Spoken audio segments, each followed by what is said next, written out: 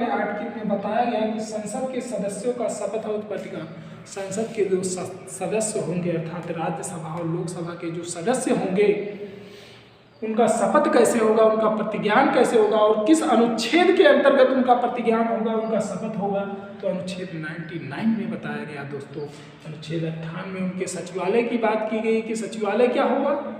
99 में बताया गया कि उनका शपथ और प्रतिज्ञान कैसा होगा और 100 में क्या बताया गया तो सदनों की गणपूर्ति की बात की गई है कि राज्यसभा और लोकसभा दोनों के सदनों की गणपूर्ति कैसे होगी। तो ये कहाँ पर है तो अनुच्छेद 100। ये 3 अनुच्छेद भी इम्पोर्टेंट है। 98 में सचिवालय है, 99 में संसद के सदस्यों के शपथ और प्रतिज्ञान है और 100 में सदनों की गणपूर्ति। ये याद रखिएगा, 100 अनुच्छेद सदनों के गणपूर्ति की बात करता है।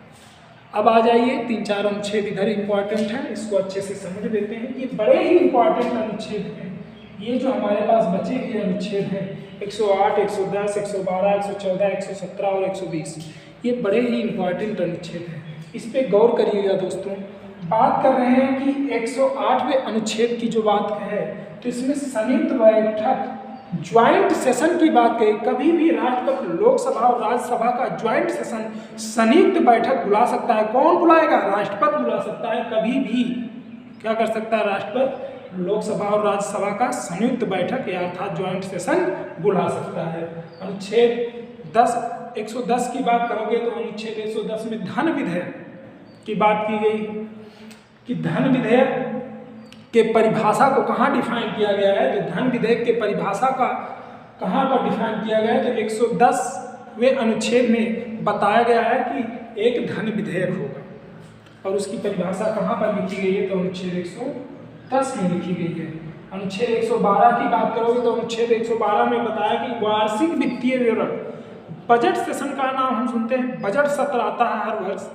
अभी फरवरी माह में बजट सत्र चल रहा था। तो बजट क्या होता है तो बजट की वर्ड की बात करोगे तो बजट जो है ये हमारे संविधान में कहीं भी मेंशन नहीं है। बजट शब्द हमारे संविधान में कहीं भी लिखा नहीं गया है।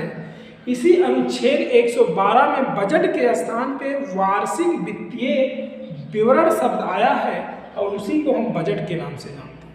ये अनुच्छेद 112 में वार्षिक वित्तीय विवरण की बात की गई है और उसी को हम किस नाम से जानते हैं तो उसी को बजट के नाम से जानते हैं। अब देखिए अनुच्छेद 114 की बात करोगे तो अनुच्छेद 114 में क्या है? विनियोग विधेयक।